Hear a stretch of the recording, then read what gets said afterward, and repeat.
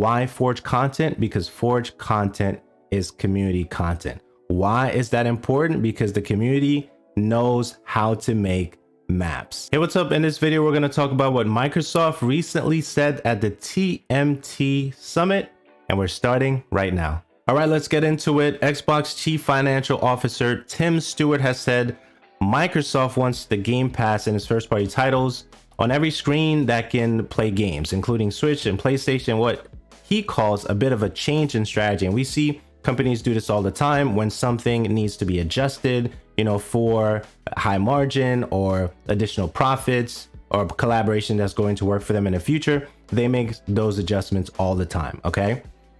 This isn't the first time Microsoft has talked about getting Game Pass on all platforms. Of course, Xbox boss Phil Spencer has referenced the strategy on multiple occasions, calling it a long-term goal for the company back in 2019. Okay, 1 year on from that comment, however, it seemed as if Spencer had admitted defeat and getting Game Pass on competing consoles, saying the other competitive platforms really aren't interested in having a full Xbox experience on their hardware. But for us, we want to be where gamers want to be, and that's the path that we're on. So let's just think about that for a second. And I think this goes to show that, when you're learning lessons, you have to make the adjustments to show that you're actually learning the lesson. So gamers are very, very particular about what they play, how they play, and what you give them, right? And even when you're introducing new IP, it's very interesting. Some gamers will love the new IP or they'll stay away from it, right? So, and even some games that are questionable if it did well, like something like a Forspoken title, did that do well, for the community? Did the gamers really appreciate the title? A lot of individuals did. There were some things surrounding it that made it interesting by way of conversation. But wherever the gamers are going to be, or wherever they track in terms of what we play on a regular basis, do not mess up that experience or else, right? Especially for the company. So where the gamers are right now are games that are live service. Where gamers are right now, we think about, Spider-Man and Mario and things that we've seen, over the years that perform extremely well. And if that formula is changed a lot, gamers will not necessarily play those titles. And we see that, often. Remnant 1 and 2, Remnant of the Ashes, if you ever check that out, that is a great title because the formula is a looter shooter formula that has done extremely well. And when you look at the Fortnite formula, going back to the OG, right, situation, that has tracked really well because we just want the things that we felt in love with. And if you're able to give that, I think we're going to be happy. And I'm sure you can agree with that. Okay. So next thing that we want to look at here, we're going to go further down. It's perhaps surprising to see Microsoft once again referencing the strategy so explicitly, but that's precisely what Xbox Chief Financial Officer Tim Stewart has now done during this week's Wells Fargo TMT Summit. Okay, it's a strange strategy. It says here, not announcing anything broadly here, but our mission is to bring first-party titles and our subscription services on every screen, that can play the games. That means smart TVs, that means mobile devices, that means what we would have thought of as competitors in the past, like PlayStation and Nintendo. Not whether Nintendo and PlayStation cares about that, that's to be determined, right? We're going to see how it plays out. But one of the things that's interesting in the last, I would say 2+ years, when you actually look at the handheld devices that we have now, from, I believe the Lenovo has one, Asus has one, Logitech has the G Cloud, we have the Steam Deck, and all the different devices that we have to play games either locally via Wi-Fi or actually take those devices on the road. This strategy that Microsoft is going, because it's the long-term goal, and if we start getting additional devices like that, then that strategy is going to play out to Microsoft's favor, because those screens are going to be screens that we're actually going to be taking with us. And now we're back into the handheld era once again, like when you actually think about that, right? So that means smart TVs, that means mobile devices, that means any screen that is going to benefit them in the future. Okay, it also says here, that Stewart referred to Microsoft's Game Pass business as a high margin. And that's the other thing too. Anything that's considered high margin for you as an individual or as a company, you want to focus on that, whether it brings you personal fulfillment or it brings you financial fulfillment. If you want to pay attention to those things and double down and even triple down on those particular things that actually bring the value or the ROI that you're looking for. And we see that happen, across the board. We see, companies, make shifts in the last, I would say 7 to 8 years. Let's just give a range there. And all the games that we've seen in the last couple of years have been either remasters to some degree, remakes, or reimagined experiences, whether you look at the Call of Duty stuff or you look at, Sonic Superstars, which goes back to 2D, and you look at Super Mario Wonder, and you look at a lot of the titles that we've got in the last couple of years, and it's really going back to the things that we fell in love with in the 80s, 90s, or maybe earlier than that, or what we can go 90s as well.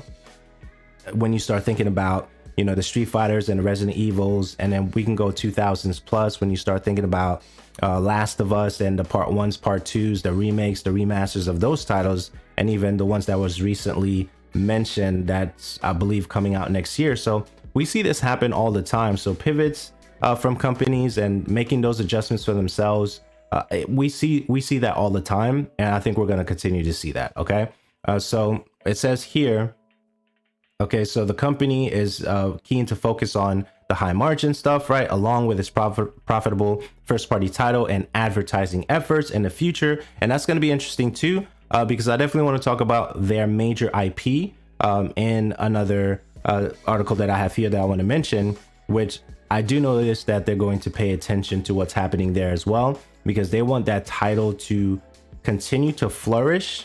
And I do believe, when I think about it, that IP is on a rebound, especially with its recent season, I believe season 5 of that particular title. So we're going to talk about that in a few. So it says here, Stewart admitted Microsoft's recent Activision Blizzard acquisition would help the company reach its goals faster than it might have been able to do so on its own. And we see that all the time. If you are a solo creator, if you are a solo business, solopreneur, if you have individuals in your business and you see that there's an opportunity to collab or partner with another company that's going to benefit you in the future, why not do that, right? Especially if it's going to help you reach your goals faster. And that's what we're seeing here. So a lot of life lessons here, as we're going through this particular article. Now it says here, how receptive competing console makers will be to Microsoft's plans remains to be seen. Now, the thing is with that, so it says Sony notably blocked the EA Access subscription service, which provided access to EA's back catalog for a monthly fee back in 2014, okay, saying it wasn't good value to the PlayStation gamer, right? So they thought for those individuals, right? It's not good for the PlayStation gamer. It's not good for this, not good for that, right? However, its stance seemed to have softened a little in recent years with EA Access, since rebranded EA Play, now available on PlayStation. And that's the thing, and we see this all the time, right? If it doesn't benefit you at the time, there's one message. If it benefits you later, there's another message. Was it a good value for the PlayStation gamer? Well, did you poll the PlayStation gamer to ask them if it was a good value? Now, was there data showing that it was not a good value for the PlayStation gamer? I don't know, right? But I think those conversations are really interesting when you think about them, right? So the next thing that we have here is what I wanted to talk about in the other article. So the other article is interesting too, because to me, it is one of the things that I believe that they're going to be focusing on in the long run, for individuals to fall in love with Halo again. I really do believe this in my heart. I don't know, I can't prove this yet, but I do believe that 343 Industries, they want to make sure that individuals really fall in love with what made Halo great, okay? And even when you look at what's happening with Season 5 or even some of the maps in Forge, you see that people are getting excited for Halo again, and it almost feels like that feeling when we first started playing the game in the beginning. Okay, so now we have here Halo Infinite developer 343 Industries is looking for a new multiplayer playlist designer with an emphasis on Forge content. Why Forge content? Because Forge content is community content. Why is that important? Because the community knows how to make maps. Okay, they know how to make maps, and one of the things that they know how to do best, as well as making the maps themselves, is making the maps that we fell in love with, you know, whether it's the Pit or Beaver Creek. And you can go down the list of all the, you know, the Halo maps, you know, Zanzibar. You can go down the list of all the Halo maps that we got excited about and still play today in some way, shape, or form, you know, when it comes to Halo.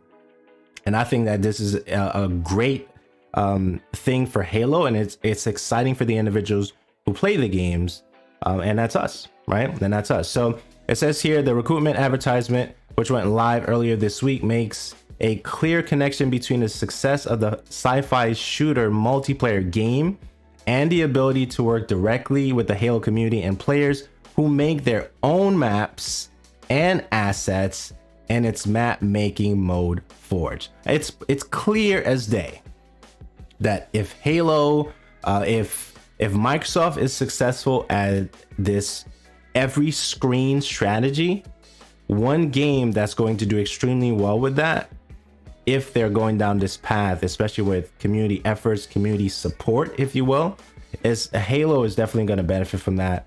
And any game that they got from the acquisition of the Activision Blizzard acquisition is going to benefit in that in some way, shape, or form.